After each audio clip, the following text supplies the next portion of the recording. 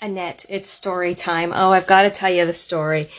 No, it's not true. In fact, you want to take the rings off the jars because I only put the rings on the jars just before I give the jar to somebody as a gift.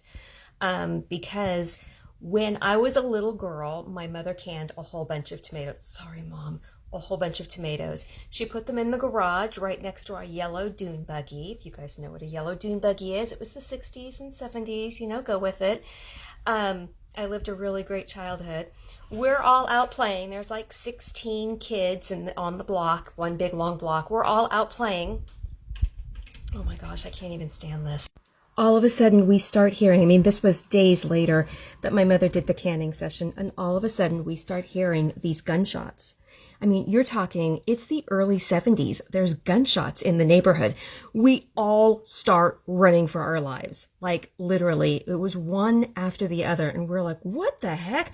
All of the parents are coming out of the house now. They're all like standing out in the street, looking up and down the block, trying to figure out where these gunshots are coming from. They've determined that it is coming from our house, the area of our house.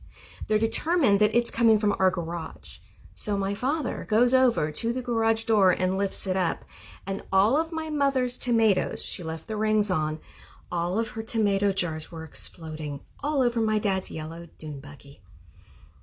She left the rings on, and the gas and everything that was building up, something happened inside the jars and it had no place. It couldn't lift the lid up.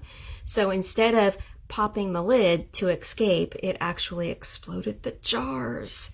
I will never forget that. That was like hilarious, but that's why I don't keep the lids on the rings. I keep the lids, but not the rings. Okay, all of you, nobody tell my mother I told that story, okay? Secret is safe with us.